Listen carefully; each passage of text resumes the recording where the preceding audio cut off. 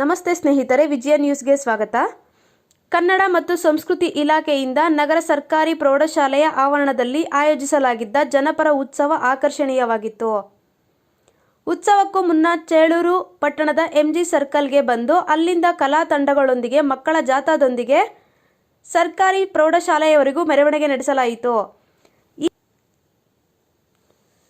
ಈ ವೇಳೆ ತಮಟೆ ವಾದನ, ಕೊಂಬು ಕಹಳೆ, ಡೊಳ್ಳು ಕುಣಿತ, ಕರಗ ನೃತ್ಯ, ಮಜನು ನೃತ್ಯ, ಕಟ ಕುಣಿತ, ಪೂಜಾ ಕುಣಿತ, ಕೋಳಿ ನೃತ್ಯ, ಸೋಮನ ಕುಣಿತ, ಕೀಲುಕುದುರೆ ಬರಲಿವೆ. ಮುಖವೀಣೆ ಕಾರ್ಯಕ್ರಮಗಳು, ಸುಗಮ ಸಂಗೀತ, ಜಾನಪದ ಗೀತೆಗಳು, ಜಾನಪದ ನೃತ್ಯಗಳು, ಇತರೆ 4 ಕಲಾ ತಂಡಗಳು ವೇದಿಕೆಯಲ್ಲಿ ಕಾರ್ಯಕ್ರಮದಲ್ಲಿ ಭಾಗವಹಿಸಿ ಜನರಿಗೆ ಮನರಂಜನೆ ತಂಡಗಳು ಭವ್ಯ ಮೆರವಣಿಗೆ ನಡೆಯಿತು.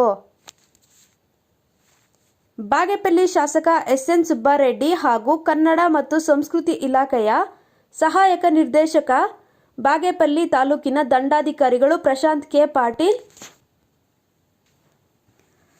ಪಿಡಿಒ ವೆಂಕಟಚಲಪತಿ ಮತ್ತು ಪಂಚಾಯಿತಿ ಅಧ್ಯಕ್ಷರು, ಉಪಾಧ್ಯಕ್ಷರು, ಪಂಚಾಯಿತಿ ಸದಸ್ಯರು, ಜಿಲ್ಲಾ ತಾಲೂಕು ಮಟ್ಟದ ವಿವಿಧ ಇಲಾಖೆಗಳ ಅಧಿಕಾರಿಗಳು, ಚುನಾಯಿತ ಪ್ರತಿನಿಧಿಗಳು, ವಿವಿಧ ಕನ್ನಡಪರ ಸಂಘಟನೆಗಳು, ವಿವಿಧ ದಲಿತ ಮುಖಂಡರು, ಶಿಕ್ಷಣ ಇಲಾಖೆ ಭಾಗವಹಿಸಿದರು.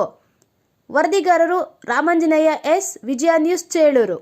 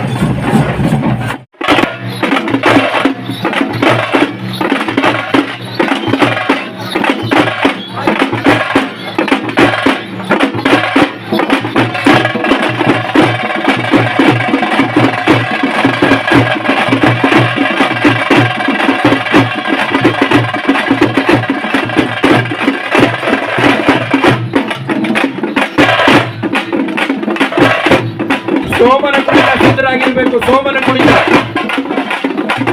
ಬೇಗ, ಸೋಮನ ಕುಣಿತ ಸಿದ್ಧರಾಗಿರ್ಬೇಕು.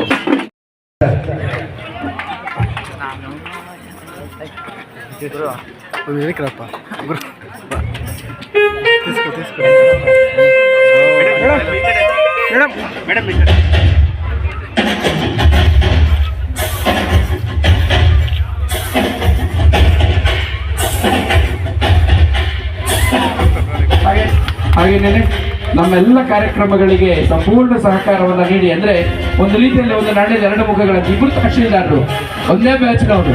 ಹಾಗಾಗಿ ಎಲ್ಲ ಕಾರ್ಯಕ್ರಮಗಳ ಅಭಿವೃದ್ಧಿಗೆ ಮತ್ತಷ್ಟು